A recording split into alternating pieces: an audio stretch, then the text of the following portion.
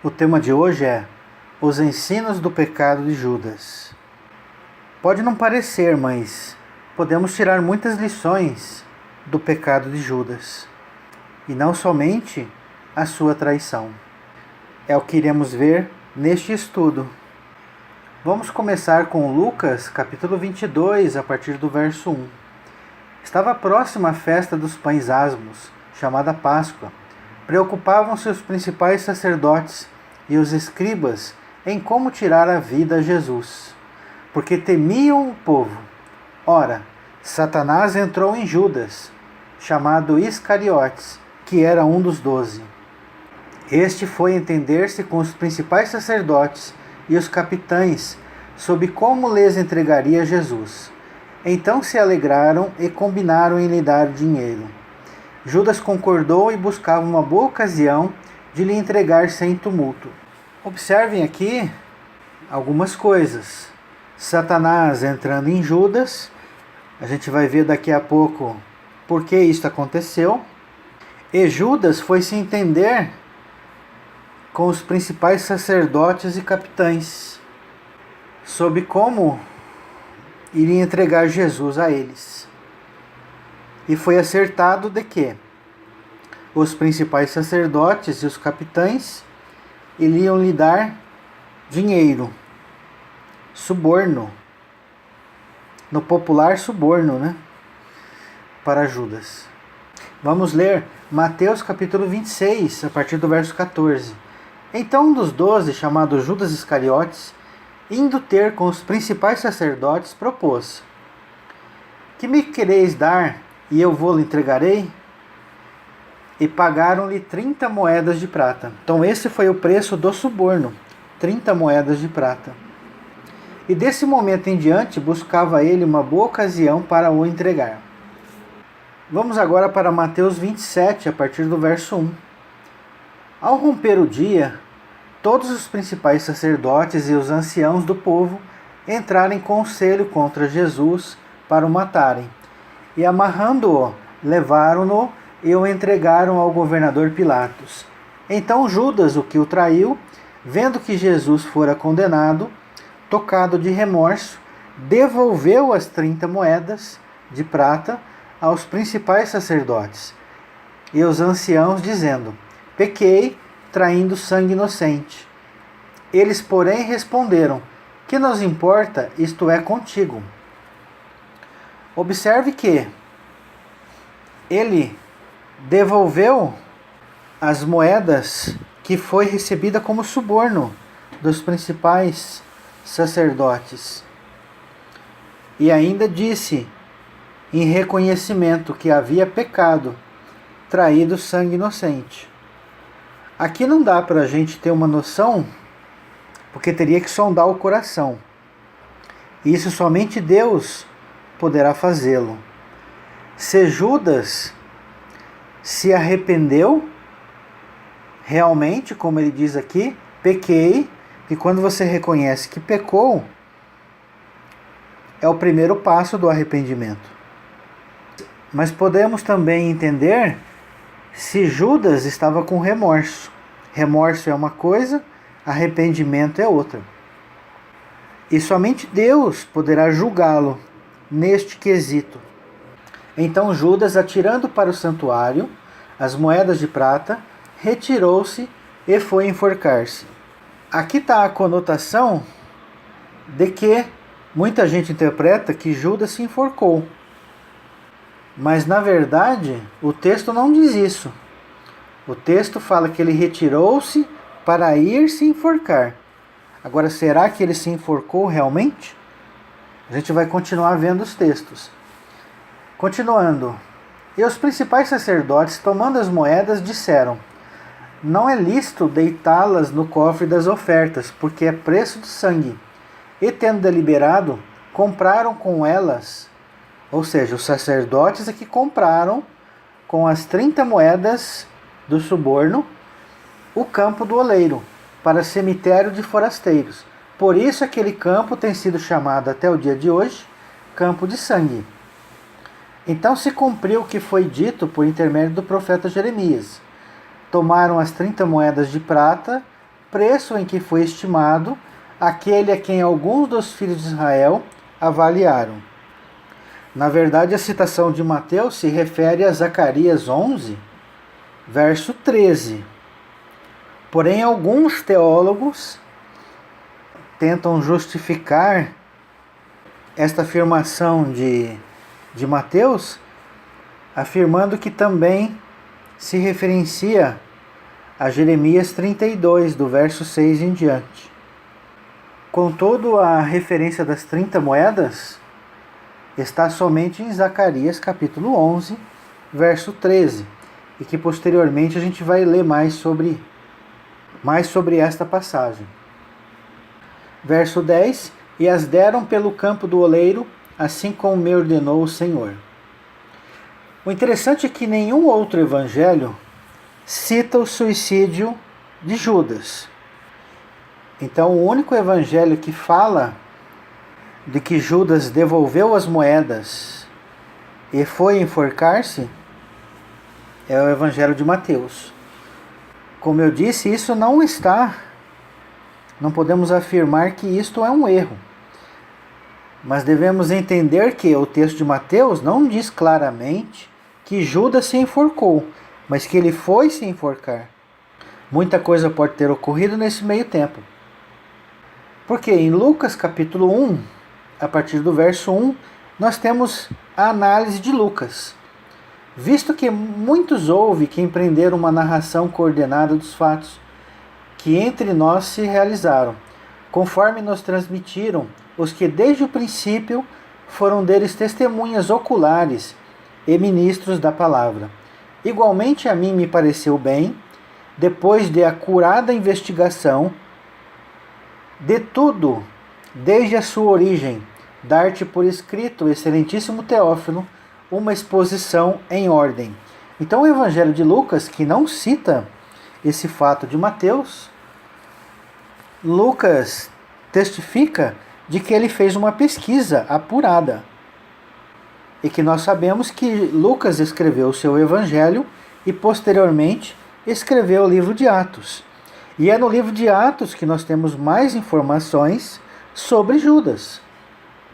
Está em Atos capítulo 1, a partir do verso 16, que diz assim: Irmãos, convinha que se cumprisse a Escritura, que o Espírito Santo proferiu anteriormente por boca de Davi, acerca de Judas, que foi o guia daqueles que prenderam Jesus, porque ele era contado entre nós e teve parte neste ministério. Ora, este homem adquiriu um campo com o preço da iniquidade, e precipitando-se, rompeu-se pelo meio, e todas as suas entranhas se derramaram. Então, é difícil crer aqueles que atestam que Judas se enforcou. Repito, o texto de Mateus diz que ele não se enforcou, mas que ele pretendia se enforcar. Então eles afirmam que Judas se enforcou e que a corda se arrebentou e ele caiu num precipício. E caiu e suas vísceras saíram do seu ventre. Ora, nós sabemos que para se enforcar basta 30 centímetros de altura. Não precisa se enforcar à beira de um precipício. Seria muito mais conveniente que ele se jogasse pelo precipício, daria menos trabalho do que amarrar uma corda à beira de um precipício. Concordam comigo? Então é muito mais coerente que Lucas, que fez uma pesquisa apurada, tenha uma resposta melhor sobre o que Judas fez. Na verdade, Judas não devolveu as moedas, mas comprou um campo. E que é muito mais provável que ele possa ter cometido suicídio se jogando em um abismo, em um barranco. Porque o texto fala no verso 18, precipitando-se. E aí com a queda todas as suas entranhas se romperam, se derramaram. Mas tem teólogos que afirmam que foram, para tentar justificar o que está escrito lá em Mateus, que o dinheiro era de Judas.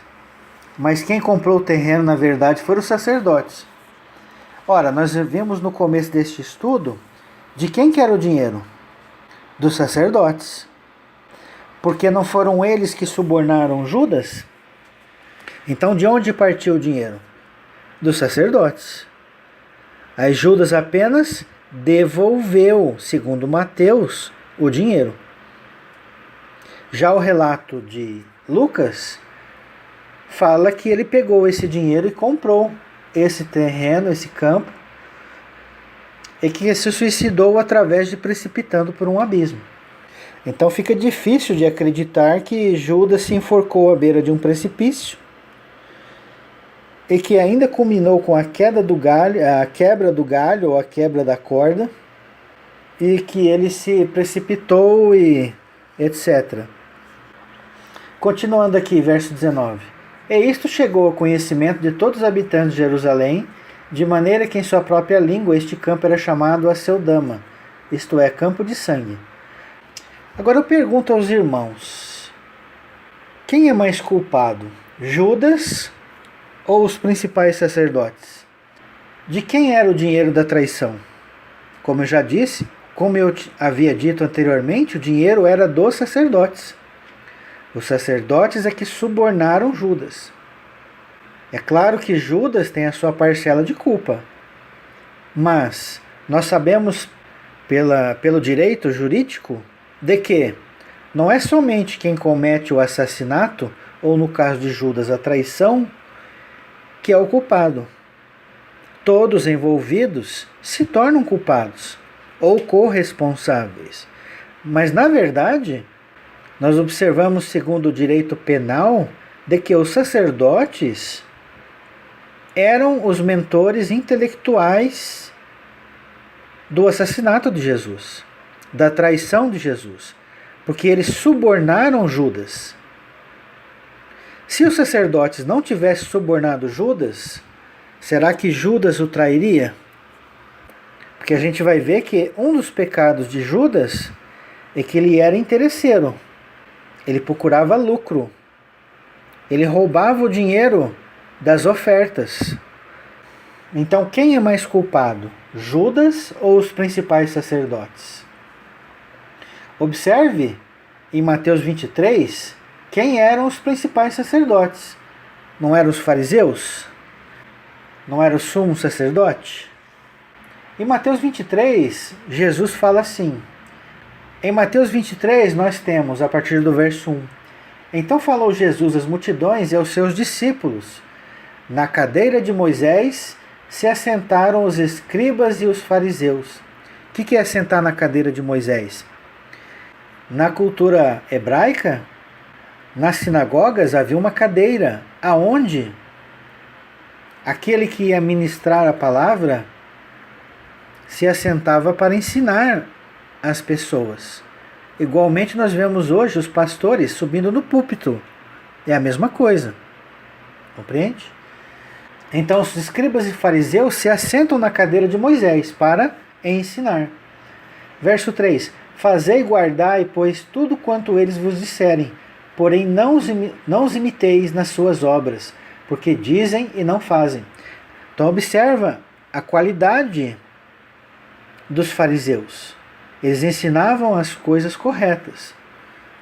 Mas especificamente esse grupo de fariseus era hipócrita, que ensinavam o certo, mas em sua vida prática faziam o oposto.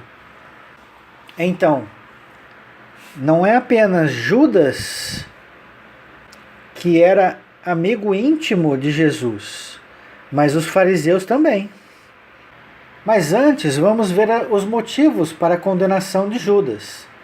João capítulo 12, a partir do verso 3.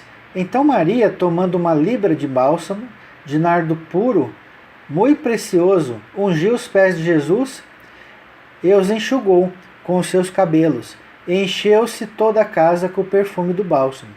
Mas Judas Iscariotes, um dos seus discípulos, o que estava para traí-lo, disse: por que não se vendeu este perfume por 300 denários e não se deu aos pobres? Isso disse ele não porque tinha cuidado dos pobres, mas porque era ladrão, e tendo a bolsa, tirava o que nele se lançava. Então observe a motivação de Judas. Era a riqueza. Ele era ladrão. Então, qual foi a motivação que levou Judas a trair Jesus? O dinheiro. Como eu disse, isso não isenta o pecado de Judas. Mas o pecado maior não foi cometido por Judas, mas pelo mentor intelectual do crime, que foram os principais sacerdotes. Então, quem matou Jesus? Foram os judeus? Foram os hebreus? Não. Quem foi que matou Jesus? Foram os líderes do Sinédrio, os principais sacerdotes. Foram eles que tramaram a morte de Jesus. Foram eles que arrumaram falsas testemunhas. Então a gente precisa fazer uma análise justa dos fatos. E nós vemos na cultura popular muita gente malhando Judas depois da Sexta-feira Santa, que nós sabemos que Jesus não morreu na sexta, mas é uma tradição da igreja católica, e que os evangélicos em boa parte, os protestantes em boa parte, também seguem. Então a gente vê a malhação de Judas, mas se esquecem de que o principal culpado eram os principais sacerdotes. E que nós aprendemos nos evangelhos que devemos amar os inimigos. Devemos perdoar 70 vezes 7 aquele que nos ofendem. E Jesus foi um que perdoou os que o ofenderam. Pai, perdoa-lhes porque eles não sabem o que fazem. Será que ele não perdoou Judas? Será que ele não perdoou os romanos que os crucificaram? Será que ele não perdoou os fariseus, os principais escribas, os principais sacerdotes que tramaram a sua morte? Claro que sim. Então, um dos motivos da condenação de Judas é que ele era ladrão. Mateus 26, a partir do verso 21. E enquanto comiam, declarou Jesus: em verdade vos digo que um dentre vós me trairá. E eles, muitíssimos contristados, começaram um por um a perguntar-lhe: porventura sou eu, Senhor? E ele respondeu: o que mete comigo a mão no prato, este me trairá. O Filho do Homem vai, como está escrito a seu respeito, mas ai daquele por intermédio de quem o Filho do Homem está sendo traído. Melhor lhe fora não haver nascido. Então, o segundo motivo da condenação de Judas foi a sua traição. Lucas 22, a partir do 47, temos: falava ele ainda quando chegou uma multidão. E um dos 12, o chamado Judas, que vinha à frente deles, aproximou-se de Jesus para o beijar. Jesus, porém, lhe disse: Judas, com um beijo traz o Filho do Homem? Então, Judas era ladrão, roubava dinheiro da bolsa, traidor e era hipócrita, porque com um beijo havia traído, ou seja, exteriormente estava fazendo um ato de amor, ou seja, um ósculo santo, mas por trás deste ósculo santo viria a sua traição. Era o sinal que mostrava aos guardas quem era o Messias a ser preso. Marcos 14, a partir do 41. E veio pela terceira vez e disse-lhes: ainda dormis e repousais? Basta, chegou a hora, o Filho do Homem está sendo entregue nas mãos dos pecadores. Levantai-vos, vamos, eis que o traidor se aproxima. E logo falava ele ainda, quando chegou Judas, um dos 12, e com ele, vinda da parte dos principais sacerdotes. Preste atenção. Judas estava vindo da onde? Do encontro dos principais sacerdotes.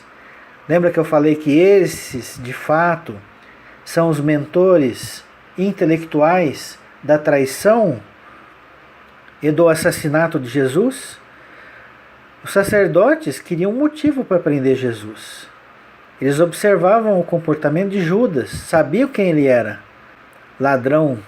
Então pegaram no ponto fraco de Judas. Ofereceram as 30 moedas de prata. Percebe como funciona o mecanismo? Como que o inimigo trabalha? Ele sonda os pontos fracos das pessoas e exploram. E a pessoa peca e ela é condenada, evidentemente. Mas quem é mais culpado? O que explorou e excitou a outra pessoa a pecar, ou quem pecou? Lembre-se do que Jesus disse: se a tua mão for motivo de escândalo, arranque-a. Se o teu olho for motivo de escândalo, arranque-o. Evidentemente que isso não é literal, porque senão nós só teríamos pessoas cegas no reino. Porque quem nunca pecou com o olho? Principalmente em relação a olhar uma pessoa do sexo oposto com um desejo impuro. Quem nunca fez isso? Quem nunca fez isso, como disse Jesus, atire a primeira pedra. Ou atire o primeiro olho. João 17, verso 12. Quando eu estava com eles, guardava-os no teu nome, que me deste, e protegi-os. E nenhum deles se perdeu, exceto o filho da perdição, para que se cumprisse a Escritura. Muita gente afirma, tá vendo? Só Judas se perdeu. Ele é o filho da perdição. Mas aqui nós temos que entender uma coisa. Jesus estava usando uma forma, usando um exemplo como ensino para nós. Ou seja, ele escolheu 12 discípulos e que somente um deles se perdeu, que no caso foi Judas. Mas, na vida prática é isso que acontece? Claro que não. Na vida prática o que nós temos? Nós temos um corpo do Messias e que em seu meio existem os apóstatas. Existem fariseus hipócritas. Não temos? Então, como eu disse anteriormente, é só Judas que é o filho da perdição? E os principais sacerdotes não eram? Claro que sim. Outro exemplo, João 6,70. Replicou-lhe Jesus: não vos escolhi eu em número de 12? Contudo, um de vós é o diabo. Mais uma vez, uma figura para uma realidade. Então, no meio dos santos, sempre há um impostor, sempre há um hipócrita, sempre há um traidor. E como eu disse, não há motivos para condenar os fariseus? Quem de fato matou Jesus? Foram eles. Eles tramaram a morte. Eles produziram falsos testemunhos. Eles subornaram e pegaram no ponto fraco e compraram Judas. Chamaram Jesus também de chefe dos demônios, porque Jesus expulsava demônios.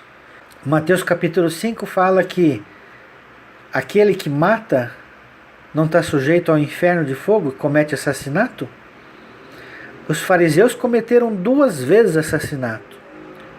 Mataram literalmente Jesus, como eu disse, produzindo falsas provas e assassinando-o, e também assassinaram Jesus pela língua, pela boca, chamando-o de Beelzebu, de chefe dos demônios. Então quem é pior? Judas ou os fariseus? E quem escolheu Judas para ser apóstolo? Não foi Jesus? Observe, Lucas capítulo 6, verso 12. Naqueles dias retirou-se para o monte a fim de orar, e passou a noite orando a Deus. E quando amanheceu, chamou a si os seus discípulos, escolheu 12 dentre eles. Quem foi que escolheu? Jesus, aos quais deu também o nome de apóstolos. Simão, a quem acrescentou o nome de Pedro, e André, seu irmão, Tiago e João, Filipe e Bartolomeu, Mateus e Tomé, Tiago, filho de Alfeu, e Simão, chamado Zelote, Judas, filho de Tiago, e Judas Iscariote, que se tornou traidor. João capítulo 13, verso 18. Não fala a respeito de todos vós, pois eu conheço aqueles que escolhi. é antes para que se cumpra a Escritura: aquele que come do meu pão levantou contra mim seu calcanhar. Então Jesus estava mostrando para os seus discípulos quem era o traidor. Então Jesus sabia, desde o princípio, quem era Judas. E nós não podemos dizer, entre aspas, repito, entre aspas, de que Jesus, em parte, tem culpa da traição de Judas, porque ele poderia ter escolhido um que não o trairia. Mas por que ele escolheu? Eis a questão. Para se cumprir a Escritura, evidentemente. Mas não poderia ter escolhido um homem ímpio? Tinha que ser uma pessoa ligada a Jesus, um amigo íntimo, como a gente vai ver daqui a pouco? Não era muito mais fácil arrumar um traidor totalmente desinteressado pelo Evangelho? Então observe que, como Deus trabalha e como Jesus, o seu Messias, trabalham. Tudo é motivo de ensinamento. Tudo é motivo de instrução para nós. Para todos aqueles, em todas as épocas, que ouviram essa história. Então isso mostra o quê? O que Jesus quer nos ensinar? O que Deus quer nos ensinar? A apostasia. Lembram-se lá de Apocalipse capítulo 12? Não tinham lá 12 estrelas? E lá não representam os anjos? E que Satanás arrastou 1/3 delas? Ora, por que 12 estrelas? Não são 12 tribos? Não são 12 apóstolos? Seria por acaso que são 12 estrelas? Então fazia parte dos planos de Deus arrumar um apóstolo que fosse fiel e traidor, que seria apóstata, porque essa história vai se repetir durante toda a história do povo de Deus. Não pense você que houve traição só naquele tempo.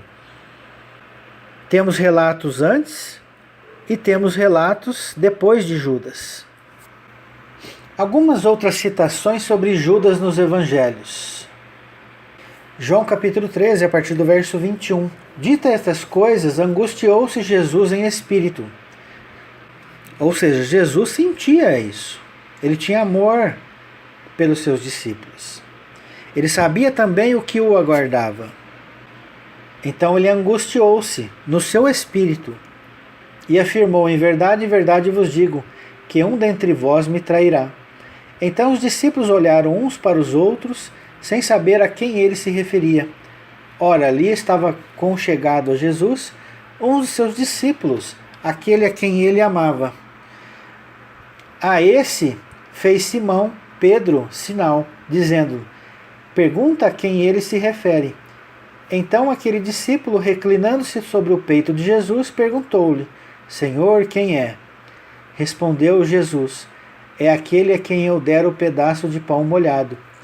Tomou, pois, um pedaço de pão e, tendo-o molhado, deu a Judas, filho de Simão Iscariotes.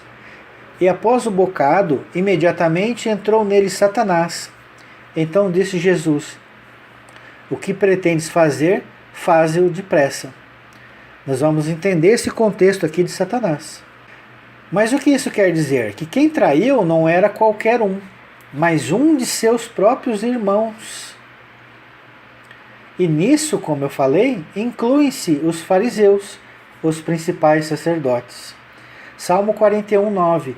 Até o meu amigo íntimo, em quem eu confiava, que comia do meu pão, levantou contra mim o calcanhar. Olha que interessante o Salmo 55, verso 12. Com efeito, não é inimigo que me afronta. Se o fosse, eu suportaria. Nem é o que me odeia quem se exalta contra mim, pois dele eu me esconderia. Mas és tu, homem meu igual, meu companheiro e meu íntimo amigo. Lembram-se que foi Jesus que o escolheu, hein? Mas ele sentiu porque ele dava amor, era o seu amigo íntimo e o traiu.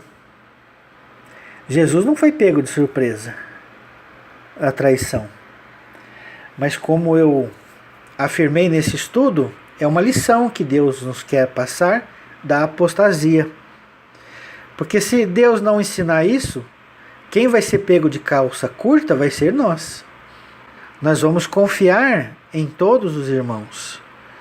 Não que não seja para confiar, pode parecer uma contradição minha, mas que a traição faz parte da vida do servo de Deus. Não pense você que no seu caminho de discípulo não terá traidores à sua volta. É para que a gente fique esperto, vigilante. Não nos deixemos levar pelas aparências, pelo beijo. Não se deixe levar pelas obras. Continuando. Junto andávamos, junto nos entretínhamos e íamos com a multidão à casa de Deus. Olha aí o testemunho de Jesus. A gente ia junto orar, a gente ia junto cantar, a gente ia junto comer, a gente ia junto na casa de Deus se alegrar. Mas me traíram. A morte os assalte, e vivos desçam a cova. Peraí, era para morrer, mas descer vivo a cova? Que jeito? A morte aqui é física, do corpo. A morte os assalte, mas vivos desçam a cova. Por quê? Quem morre no corpo, quem morre na carne e no sangue, a alma e o espírito não morrem. Volta para Deus, segundo Eclesiastes capítulo 12. Então a morte os assalte, e vivos desçam a cova, porque há maldade nas suas moradas e no seu íntimo. Só uma coisa que faltou acrescentar aqui do verso 15, é que apesar de a morte ser física, mas também eles estavam mortos, entre aspas, espiritualmente. O que é morto espiritualmente? É que permanece a consciência, sabe quem é, sabe onde está, mas ao mesmo tempo está separado de Deus. Isso é morte espiritual, como Jesus contou na parábola do rico e do Lázaro, onde o rico estava consciente, mas estava separado de Deus, estava no abismo. Então esse verso 15 do Salmo 55 também nos ensina que e vivos desçam a cova. No original hebraico, aqui está Sheol, é a região dos mortos. Então não é só cova literal, é também para a região dos mortos, em que esta pessoa vai descer viva, como o rico desceu vivo ao Sheol. Temos uma figura dessa narração do Salmo 55 de um fato que ocorreu no Antigo Testamento, na rebelião de Cora. Números 16, a partir do verso 31. E aconteceu que, acabando ele de falar todas essas palavras, a terra debaixo dele se fendeu. Abriu-se a sua boca e os tragou com as suas casas, como também todos os homens que pertenciam a Corá, e todos os seus bens. Eles e todos os que lhes pertenciam desceram vivos ao abismo. Olha aí, viu como é igual ao Salmo 55? E a todos que lhe pertenciam desceram vivos ao abismo. A terra os cobriu e pereceram do meio da congregação. Pereceram do meio da congregação? Isso é espiritual. Estavam fora do reino. Pereceram do meio da congregação, mas desceram vivos ao abismo. Viu aí que é uma sombra do Salmo 55? Viu que o Salmo 55 é uma sombra do que acontece conosco se nós trairmos, se nós cometemos pecado? A gente vai descer vivo ao abismo, aonde Jesus diz que haverá choro e ranger de dentes. Zacarias capítulo 11, verso 8. Dei cabo dos 3 pastores no mês, então perdi a paciência com as ovelhas, e também elas estavam cansadas de mim. Então disse eu, não vos apacentarei, o que quer morrer, morra, o que quer ser destruído, seja. e os que restarem, coma cada um a carne do seu próximo. Tomei a vara chamada graça e a quebrei, para anular a minha aliança, que eu fizera com todos os povos. Foi, pois, anulada naquele dia, e as pobres do rebanho que fizeram caso de mim reconheceram que isto era a palavra do Senhor. Eu lhes disse: se vos parece bem, dai-me o meu salário, e se não, deixai-o. Pesaram, pois, por meu salário 30 moedas de prata. Observe aqui que como aponta isso para os principais sacerdotes. Se esse trecho que eu li não se encaixa para a figura deles. Eles abandonaram, né? Eles falaram assim: não vos apacentarei. O que quer morrer, que morra. O que quer ser destruído, que seja. O que me parece bem? Dai-me o meu salário. Pesaram, pois, por meu salário 30 moedas de prata. Então o Senhor me disse: arroja isso ao oleiro, esse magnífico preço em que fui avaliado por eles. Tomei as 30 moedas de prata e as arrojei ao oleiro, na casa do Senhor. Então quebrei a segunda vara, chamada União, para romper a irmandade entre Judá e Israel. O Senhor me disse... Então aqui foi quebrada a vara da graça e a vara da união. A separação entre Judá e Israel. Não foi esse evento que nós temos a separação de dois povos na Escritura, judeus e gentios? Os judeus falam que eles são o povo escolhido. Os cristãos falam que eles são o povo escolhido. Mas quem é o povo escolhido? Os dois. Nós sabemos que Ezequiel 37 fala que Jesus vai reunificar novamente as duas varas, as duas casas de Israel. Então esse evento que aconteceu lá, dos principais sacerdotes, foi quebrada a vara da união. Continuando, o Senhor me disse: toma ainda os petrechos de um pastor insensato, porque eis que suscitarei um pastor na terra, o qual não cuidará das que estão perecendo, não buscará a desgarrada, não curará a que foi ferida, nem apacentará a sã, mas comerá a carne das gordas e lhes arrancará até as unhas. Eu pergunto aos irmãos, quem envia o mal? É Deus que envia. Pode parecer estranho para muitos, mas é a verdade. É Deus que envia o mal. Quem que manda, quem que levantou um pastor na terra insensato, que não ia cuidar das ovelhas? Foi Deus que levantou. Mas devemos ter em mente que tudo que Deus faz tem um propósito benigno, tem um propósito para o bem, para a correção, a admoestação do seu povo. É um castigo, sim, mas com a finalidade de instrução, para levá-los ao arrependimento. Isaías 45:7. Eu formo a luz e crio as trevas, faço a paz e crio o mal. Eu, Senhor, faço todas essas coisas. A palavra mal aqui é a palavra Ra. E eu vou mostrar a próxima passagem, onde o próprio Deus envia o mal, o Ra, a uma pessoa. Então Deus formou a luz e as trevas. Quem criou o inferno? Foi Deus que criou. Mas o inferno é eterno? Essa já é uma outra questão. Até o inferno tem o propósito de instrução. Então, um propósito útil, se nós conhecemos a Deus de verdade. Se nós conhecemos as palavras de Jesus, de Mateus capítulo 5, verso de 21 a 26. Se nós conhecemos as palavras de Jesus em Mateus capítulo 18. Se nós conhecemos o Salmo 103. Se nós conhecemos Isaías 57, verso 16. E por aí vai. Então Deus criou a luz e as trevas.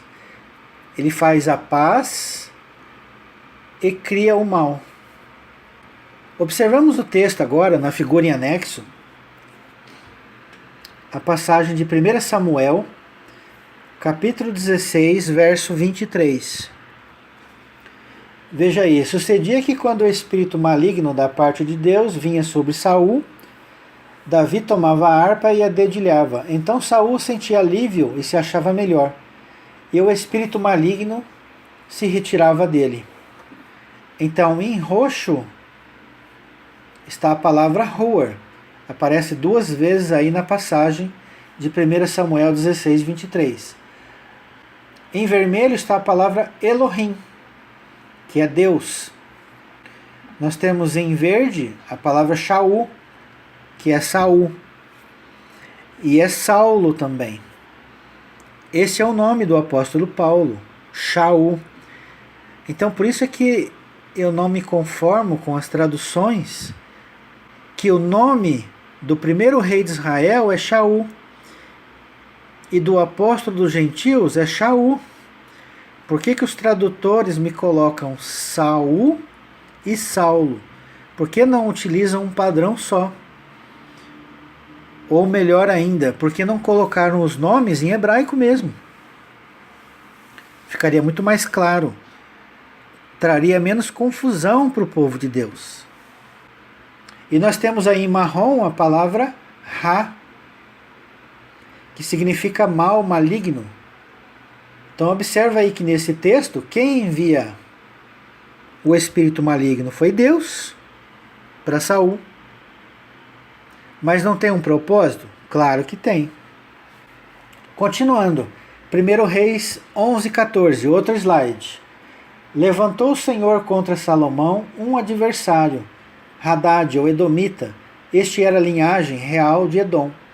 Observe que essa palavra adversário em vermelho é a palavra Satã em hebraico, ou pode ser também Satanás.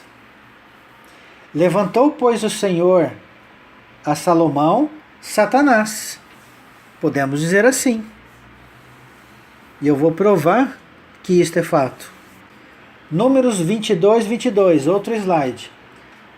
Acendeu-se a ira de Deus, porque ele se foi, e o anjo do Senhor pôs-se-lhe no caminho por adversário. Ora, Balaão ia caminhando, montado na sua jumenta, e 2 de seus servos com ele.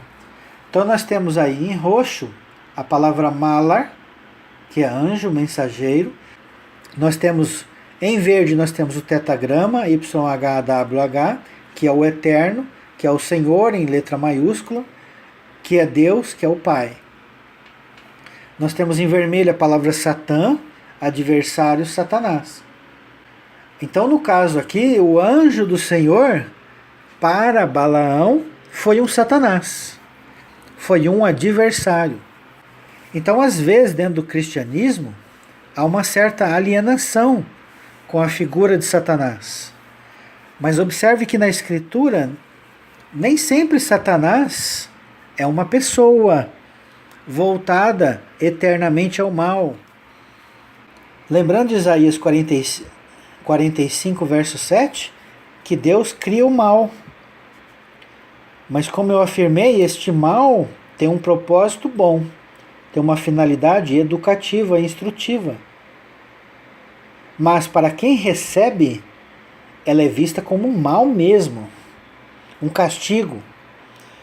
Todos se julgam inocente perante o juiz.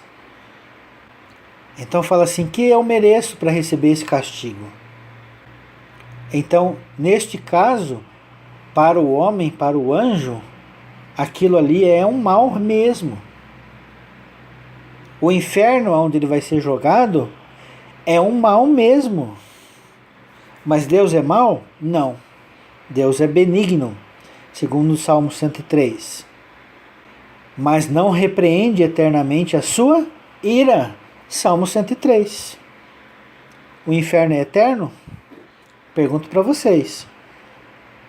Para mais detalhes, vocês podem rever, ou para quem ainda não viu, o meu estudo sobre o anjo do Senhor, Jesus, o anjo do Senhor, ou a misericórdia de Deus dura para sempre. São 2 estudos onde eu falo sobre este assunto. Então o anjo do Senhor, que era Jesus, apareceu-se diante de Balaão como Satã.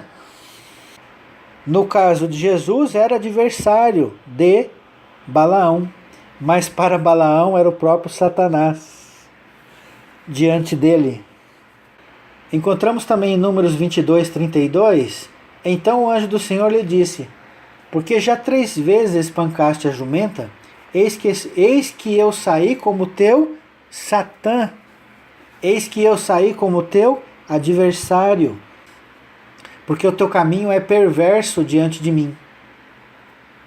Observe também Jó capítulo 1, verso 6. Num dia, ou seja, num determinado dia, em que os filhos de Deus vieram apresentar-se perante o Senhor, veio também Satanás entre eles. Então perguntou o Senhor a Satanás, de onde vens? Satanás respondeu ao Senhor e disse, de rodear a terra e passear por ela.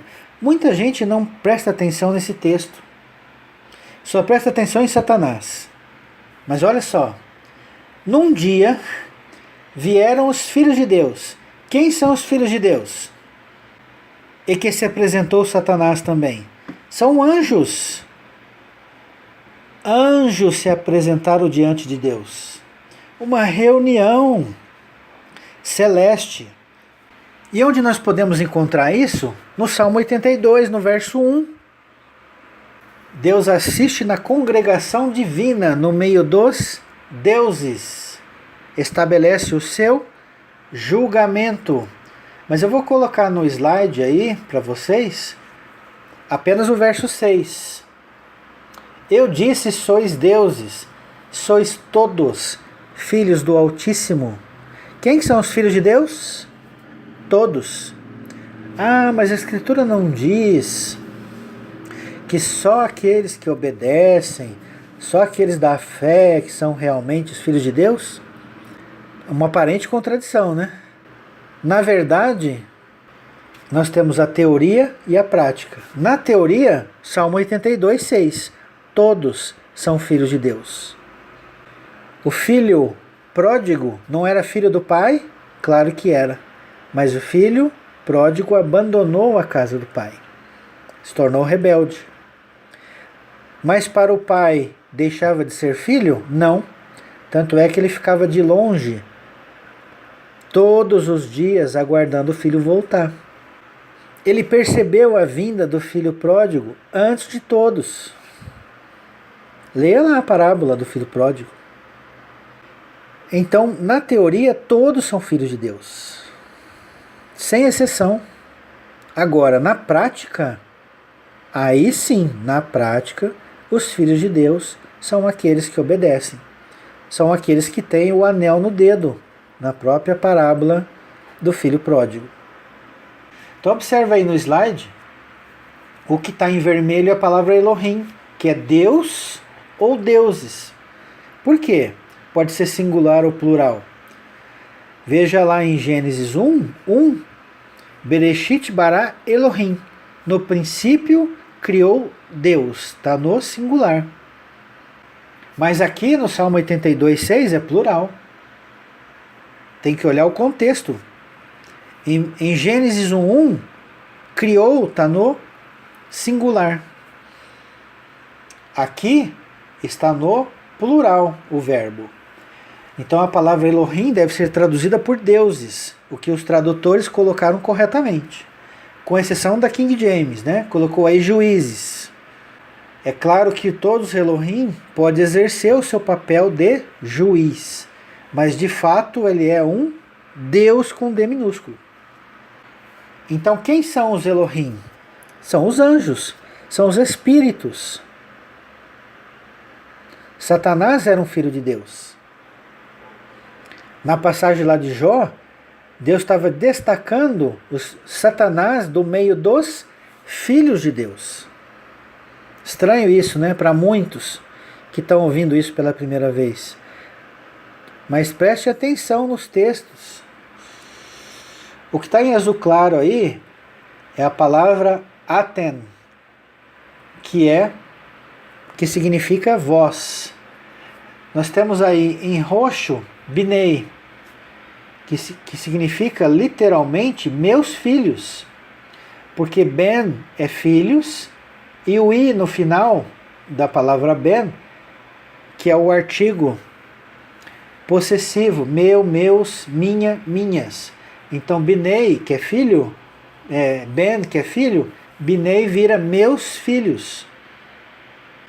E a palavra em marrom, Elion, que significa altíssimo. Um dos atributos designado para Deus, Deus Altíssimo. El Elion, Deus Altíssimo. Então observe aí quem são os filhos de Deus. São os anjos. Então eles vieram reunir-se com Deus. Antes de comentar mais alguma coisa aqui em Jó, eu quero ler Mateus 16. Mas vós, continuou ele, quem dizeis que eu sou?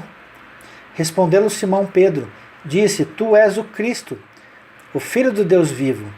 Então Jesus lhe afirmou, bem-aventurado és Simão Barjonas, porque não foi a carne e o sangue que te revelaram, mas meu Pai que estás nos céus.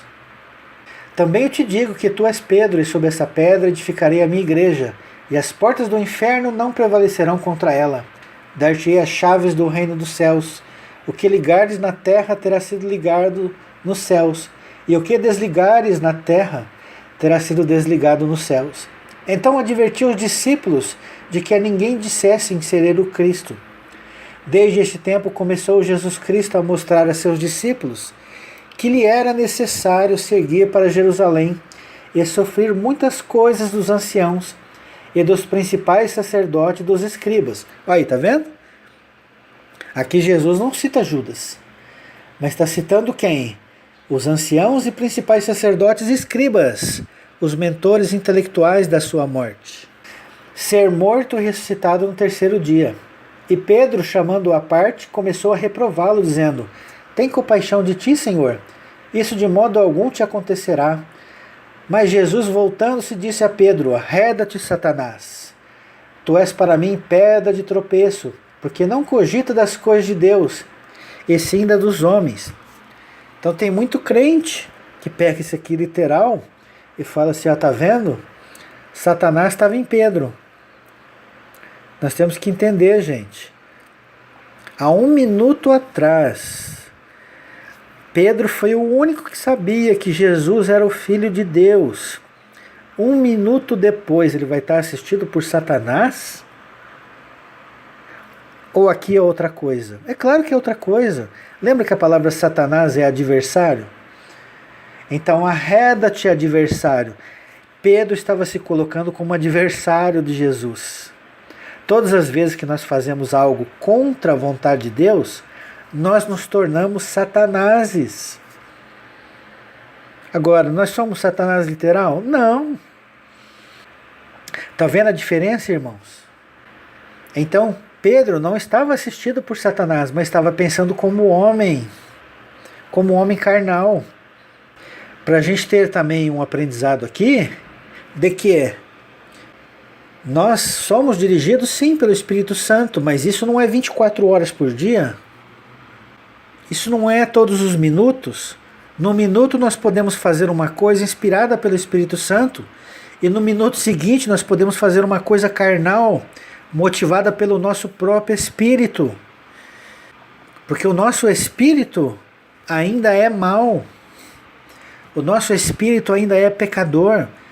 Nós não estamos aqui neste mundo de férias, de passagem. Se nós estamos aqui é porque nós pecamos lá no Éden. Ou quem vocês acham que são os anjos lá do Éden? Quem vocês acham que são os filhos de Deus?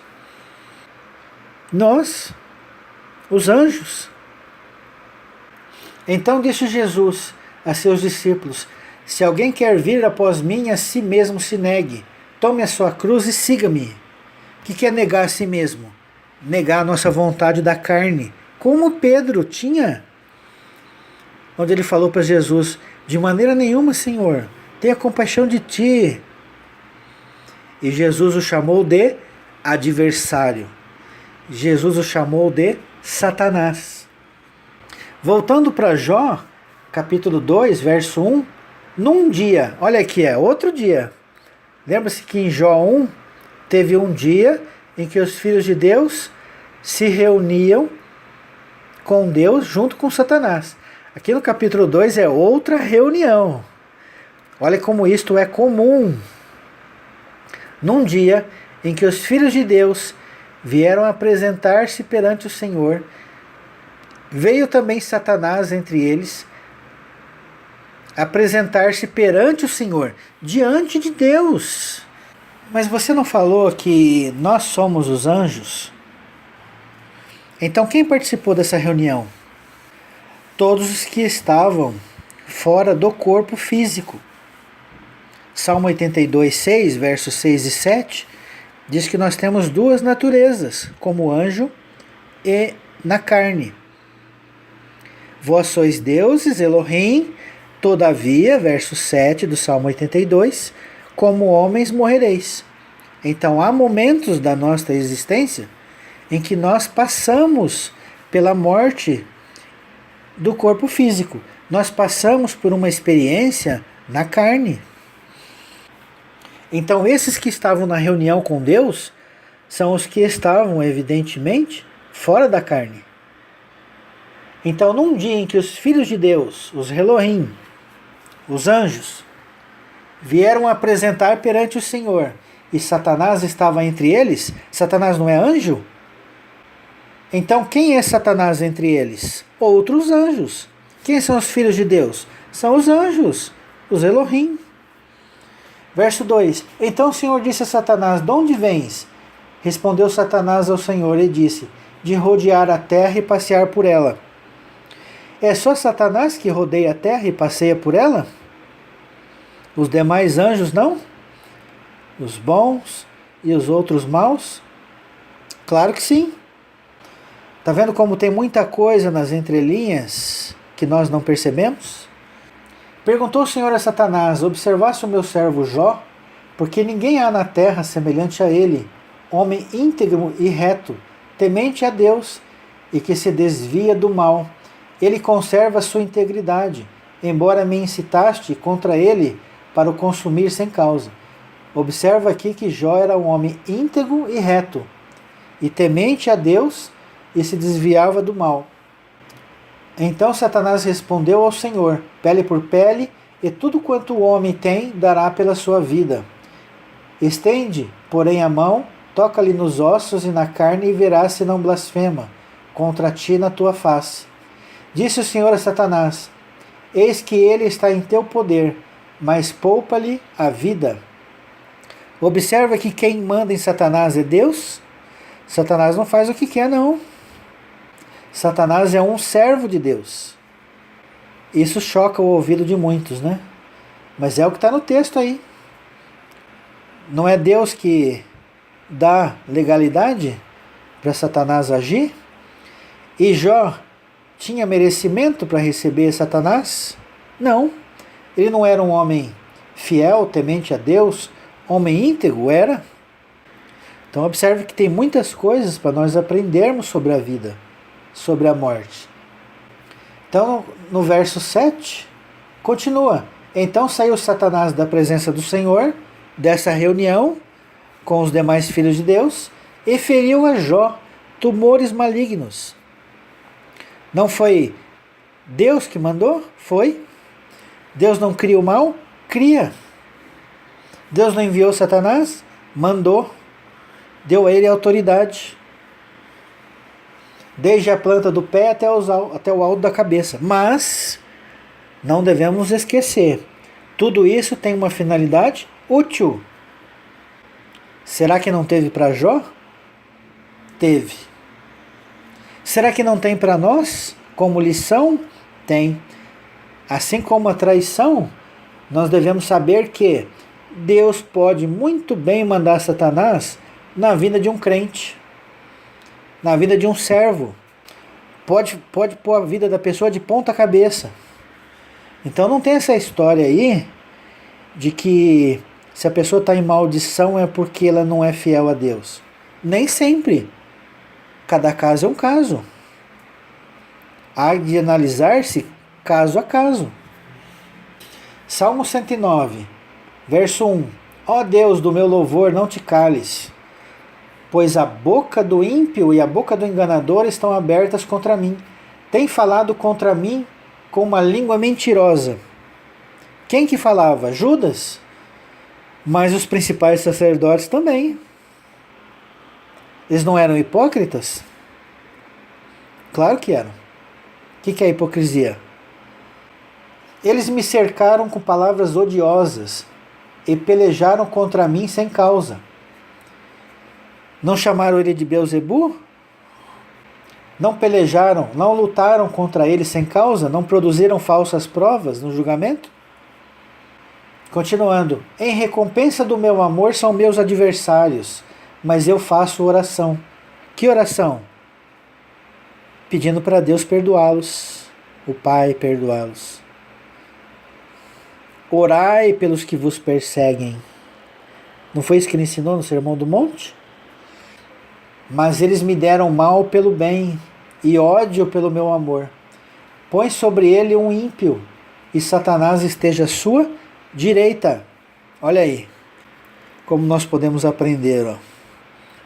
É claro que por trás daquele que maquina o mal está Satanás, à sua direita. Mas não vamos nos isentar da nossa culpa. Se nós pecamos, nós temos responsabilidade sobre ela. Muito fácil jogar nas costas de Satanás. Ele é apenas o executor da obra. E lembre-se que é Deus que manda Satanás sobre nossa vida. E Deus sabe do que está fazendo. E tem um propósito para isso. Olha que interessante, Êxodo 12, verso 13. O sangue vos será por sinal nas casas em que estiverdes. Quando eu vir o sangue, passarei por vós. O Espírito de Deus vai passar, né? Pelas casas. E não haverá entre vós praga destruidora, quando eu ferir a terra do Egito. É Deus que vai ferir, ó. Olha só. E no verso 29 diz: aconteceu que à meia-noite feriu o Senhor. Não foi Satanás. Foi o Deus. Deus que feriu. Eis que eu faço o bem e o mal, a luz e as trevas. Todos os primogênitos na terra do Egito, desde o primogênito de Faraó, que se assentava no seu trono, até o primogênito do cativo que estava na enxovia, e todos os primogênitos dos animais.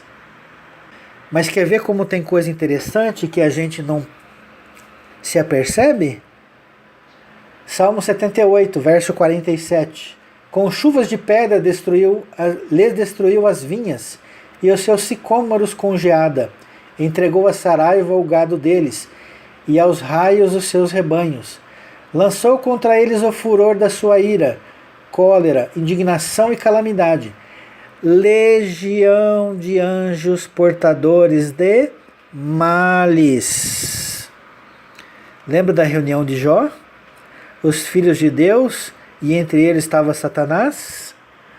E Satanás não foi lá tirar as coisas de Jó? Será que Satanás foi sozinho? Não. Levou consigo uma legião de anjos portadores de males. Mas quem mandou? Foi Deus que mandou. Não é interessante? Observar agora de uma maneira mais ampla. Ah, isso quer dizer que Deus é mau? Não. Lembre-se que Deus é benigno. Salmo 103. Ele tem uma finalidade, um propósito útil para tudo aquilo. Verso 50. Deu livre curso à sua ira, não poupou da morte a alma deles. Da morte física. Mas lembre-se, desceram vivos à sepultura, desceram vivos ao Sheol. Não poupou da morte a alma deles, mas entregou-lhes a vida à pestilência. Feriu todos os primogênitos no Egito, as primícias da virilidade nas tendas de Cã. Eles eram descendentes de Cã. Vocês perceberam aqui tendas de Cã? Isso não chama a atenção de vocês numa coisa que me lembrou agora? Deus, lá em Noé, não mandou construir a arca e falou que se arrependeu de ter criado o homem e que ia destruir, ia matar todos aqueles que praticam mal para fazer uma limpeza na terra. Aí vocês não prestaram atenção não que Deus deixou Cã na arca e que através de Cã o mal ia voltar tudo de novo? Será que Deus não é onisciente? Será que Deus faz as coisas sem noção? Claro que não, gente. Muitas pessoas nunca pararam para pensar nisso. Ué, se Deus queria limpar a terra, e de fato limpou, por que deixou Cã dentro da arca? Não é através de Cã que veio os ímpios novamente? Pois é. Acontece que, lembra que eu falei? De que o mal que Deus faz tem uma finalidade útil? Então, o mal é um instrumento para o povo de Deus. O mal é um instrumento para que os propósitos de Deus se concretizem. Ora, 99,99999 dos crentes vieram pela dor, não vieram? Ou vieram pelo amor? Todo mundo não dá o testemunho? Ah, eu estava no fundo do poço. Tá vendo? O fundo do poço, quem te colocou? Foi Satanás que te colocou? Não. Foi Deus que te colocou.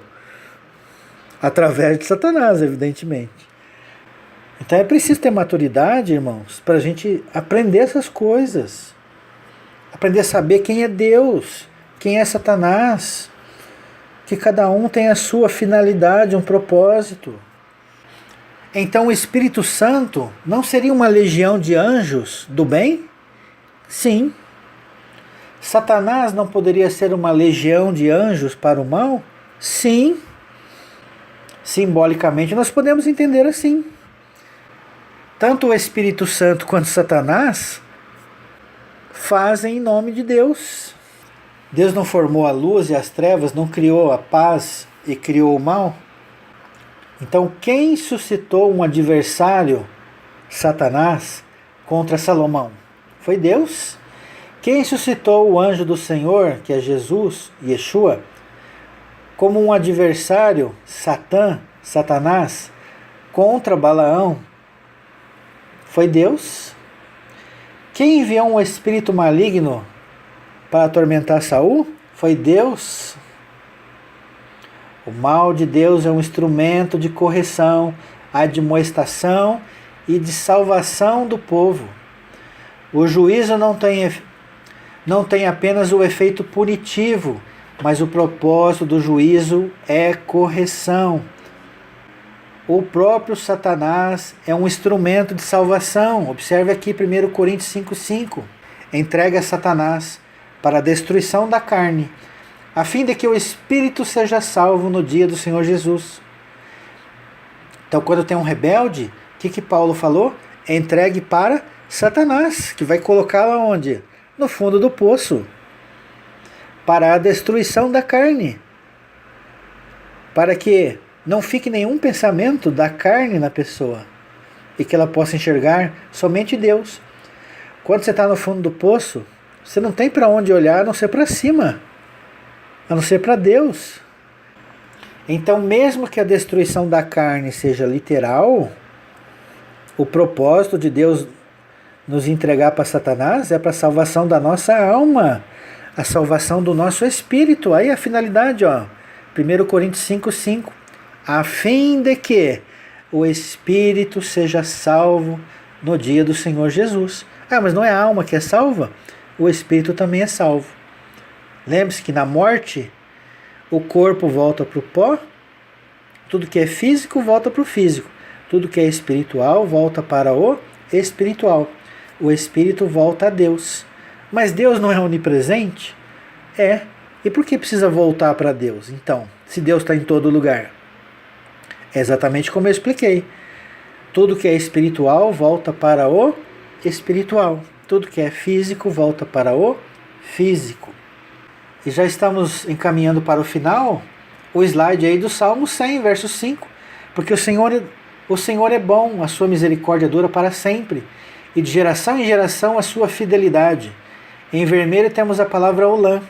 Lembra que nos estudos anteriores eu falo que Olã é um longo período de tempo indeterminado e que pode ser eterno? Então nós temos que colocar na mesma régua misericórdia eterna, inferno eterno, horror e vergonha eterno, bondade eterna, amor eterno, e ver qual deles é eterno realmente. Qual deles pode ser um longo período de tempo, mas não eterno. Então, segundo o Salmo 103, nós sabemos que Deus é benigno. Quem é benigno não é maligno. Quem não é maligno não deixa ninguém no inferno eterno. Quem não é maligno não dá uma pena desproporcional ao pecado. Ora, uma pessoa que adulterou vai para o inferno eterno. Uma pessoa que assassinou uma pessoa vai para o inferno eterno. Uma pessoa que assassinou 300 mil pessoas vai para o inferno eterno. Todas elas merecem o mesmo castigo? Qual juiz daria a mesma pena?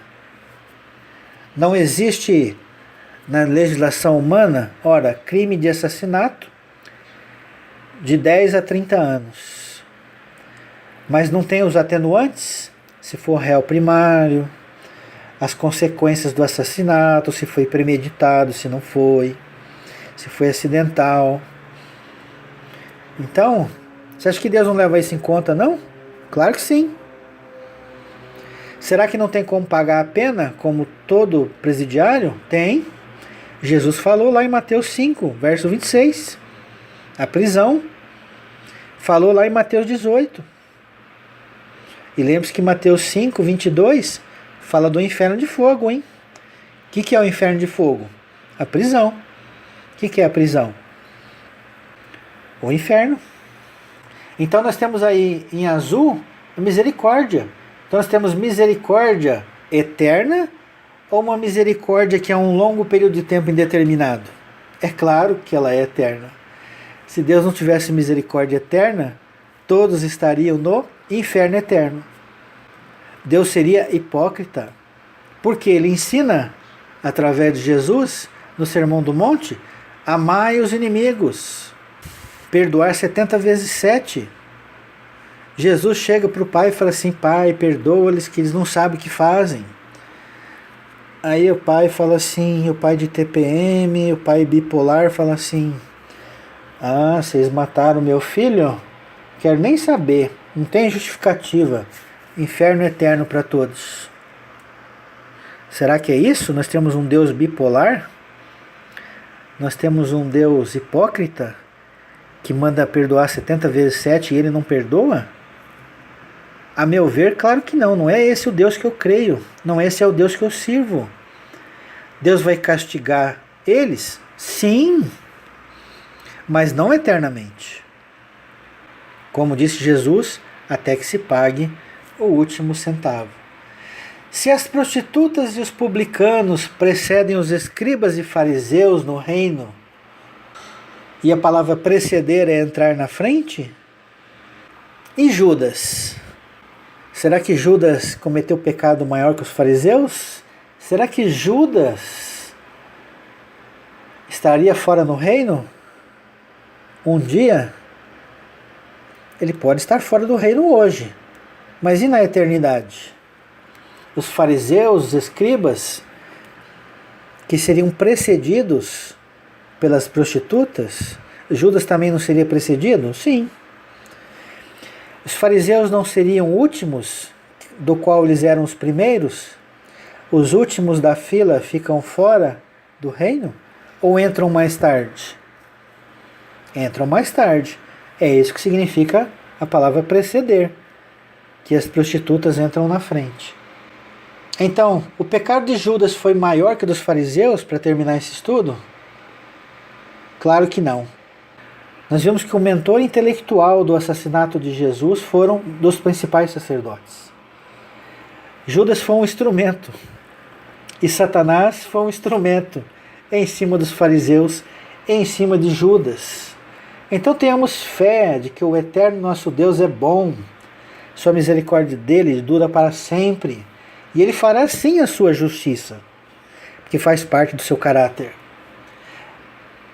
Mas nunca faltará a Deus, a ele, seus principais pontos positivos, que é o amor, a bondade e a misericórdia eterna.